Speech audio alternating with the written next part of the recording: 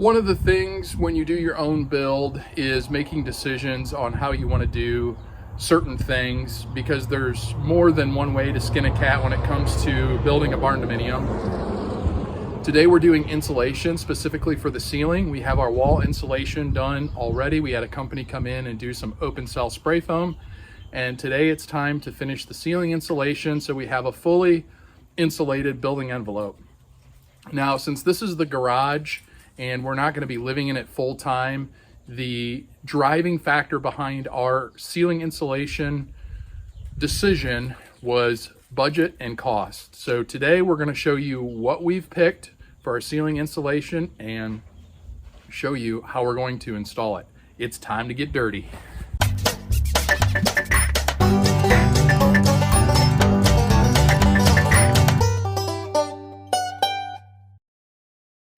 So we're up in the attic, and I want to give you guys a little bit of a look before we get the insulation going.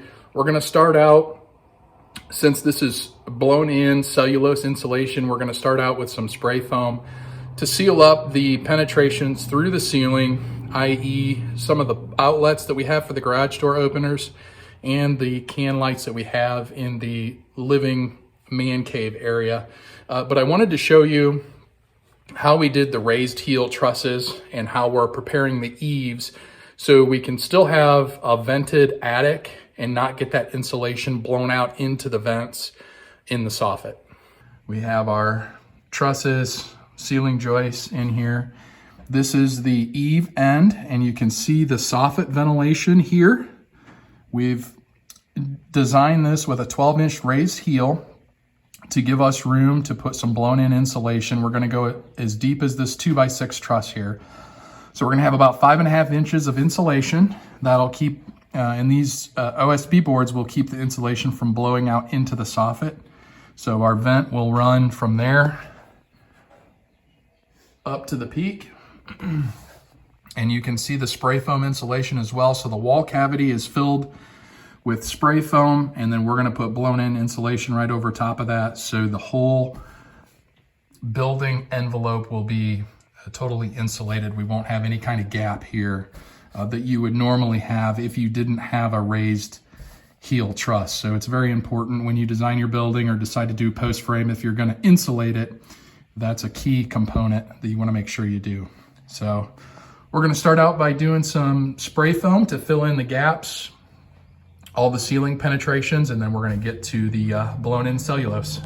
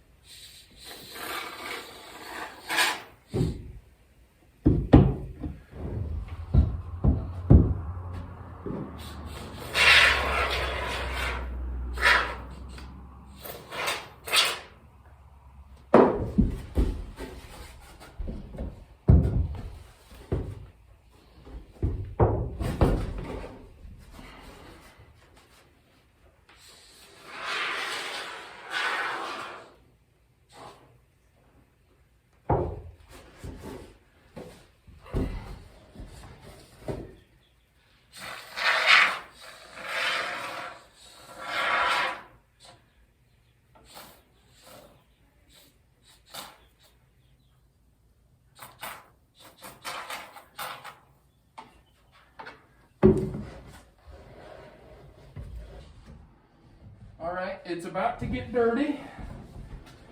We're gonna get in position here and start this back corner and blow forward.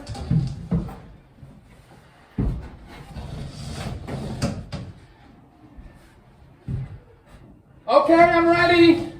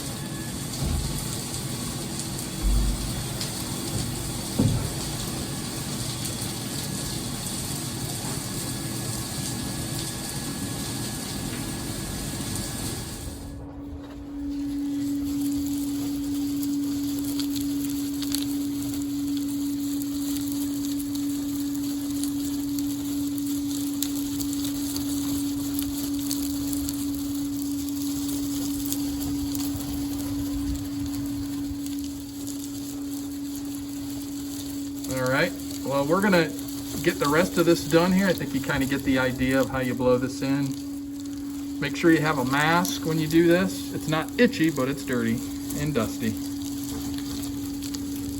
We'll give you a check-in. We'll check in here at the end of the video, or at the end of this, and give you a look at the finished product. Finished product, all done. 4 to 5 inches roughly of blown in cellulose insulation. I'm guessing between an R15, R19 value, which since this is non-livable space, we don't have to meet code. Just a garage, so we wanted to give it a little something just to help the heating and cooling when we're out here. You can see how the baffles worked to keep the insulation out of the soffit areas, which is nice. And I still have the opening right here for the ventilation.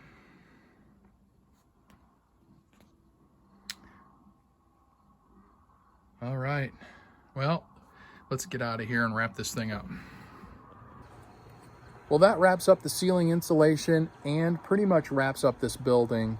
We spent $363 to get 4 to 5 inches of blown-in cellulose insulation in the ceiling, which is going to give us an R15 to an R19 value, roughly.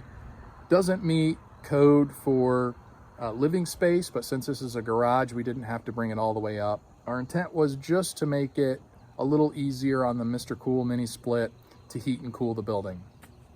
So that was the last big project. We're done with that. A couple of lessons learned. Make sure the person that is in the attic, make sure you have a respirator or some kind of mask, because it is very dirty, very dusty. Take frequent breaks, let that dust settle, go back up. All in all, it doesn't take that long. The person down below feeding the machine, even though this thing is designed with some tooling at the bottom, an auger and a blower and some fingers to help break that insulation up, you need to do a little bit of that before you drop it into the top of the machine. Break those big chunks up a little bit as best you can before you put them in. Otherwise, you're going to end up with clogs in the hose, and that is very frustrating. We found that out early on, and that is something I wanted to pass along to you guys. So lesson learned on that one. That pretty much wraps up this build. So probably one of the next videos that we'll put out is a full cost breakdown on this garage build, now that all the big ticket items are done and pretty much all the expenses for now are done on the build. We have a couple of garage door openers we want to put in, but other than that, it's just a little bit of paint and a little bit of drywall stuff, and we already have the supplies for that. So that'll be a fun video. I hope you tune in for it. That's all I have for you guys today. We got to get this stuff back so we don't get charged a daily rental for it. So thanks for tuning in. We'll see you on the next video.